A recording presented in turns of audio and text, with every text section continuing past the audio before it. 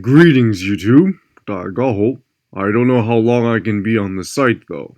The recent news about YouTube's changes to their terms of service, the copper ruling, and the FTC left me and fellow content creators feeling nervous. Nervous about being scrutinized and punished for posting content, whether or not the content's kid-friendly. Nervous about how much YouTube will change between December and January. Nervous about the survival of big and small channels.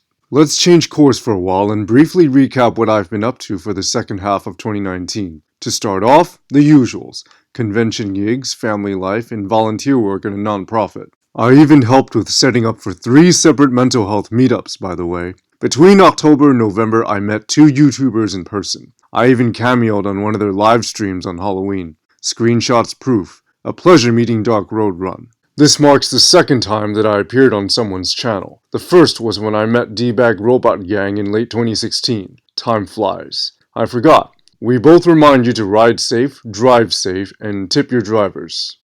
On another note, the films that I watched during the second half were Detective Pikachu and Avengers Endgame. I'll add that I also saw Bumblebee and Dragon Ball Super Broly earlier this year. Finally, I'm posting fan art on DeviantArt again. Glad that most of my skills remain. Let's talk collectibles. These past 3 months were a series of purchases, exchanges, and returns. I bought 2 Hightowers from Hasbro's Transformers Studios series line, but donated one to the local fire department's toy drive and exchanged the other for the recent Springer figure. I considered keeping Springer until I finally bought Adora from Mattel's discontinued Masters of the Universe Classics line at a local comic shop. On Friday the 13th, I'll add, returned Springer the day after. Buying Adora was a dream come true, even though I didn't expect to find her at the time. Because of the whole Kappa nonsense, though, I don't plan on reviewing her anytime soon until said nonsense is sorted out between content creators and those who run the platforms that show their videos. Now back to my previous point, but first I'll quote Tracer Tong from the video game classic Deus Ex. See how easily our technologies turn on us? The more power you think you have, the more quickly it slips from your hands. Tracer Tong's statement seems to ring true today.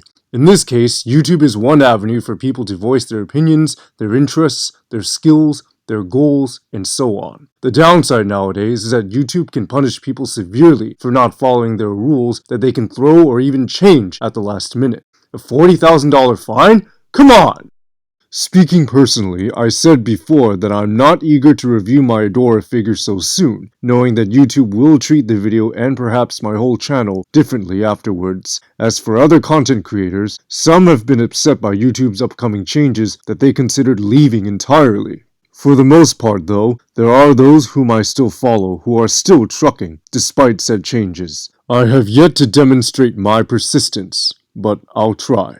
Lest I forget, my performance review for the channel in 2019? Less than adequate, really. Real life and my own creative block prevented me from posting more content in 2019. My content wasn't much to brag about either. Just one minor Cantonese lesson and random vlogs. Nonetheless, I somehow reached past 150 subscribers, mostly due to chatting with random YouTubers who shared my interests. The silver lining is that my channel remains afloat, despite lackluster performance and YouTube's recent changes. Viewers can still use whatever grading system to rate my channel, of course.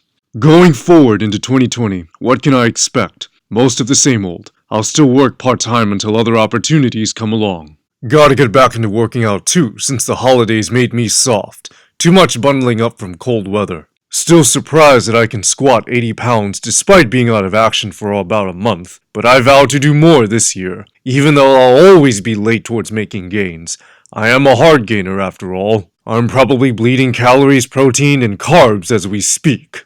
As for videos, I'll post random vlogs and perhaps another April Fool's video. Got ideas floating around. Video reviews will be on hold because I'm done with collecting at the moment. 2020's got great new action figures coming out, but none appeals to me enough to want to spend hard-earned money. Unless they're on sale. Last but not least, I want to make my future vlogs inspire and empower. Inspower. I might use that. Knowing that the new decade will bring hardships and sometimes loneliness, I'll keep giving big speeches about persistence and camaraderie in future vlogs. We're all living good days and bad days together. Might as well tell everyone to not be alone. Whatever we face or will face can be overcome in time with loved ones by our side. May 2020 set the stage for those good days. That's all for now. If YouTube allows me to still have my channel, I'll stick around and have more content ahead. Don't expect me to upload regularly though, because I'm still leery about more potential changes to how YouTube will operate in the future. Plus, real life will pull me in all directions from making content regularly that doesn't pay me. I, like many other YouTubers, will survive nonetheless. All those watching must also survive nonetheless. To 2020 everyone, thanks for watching. 多谢收睇。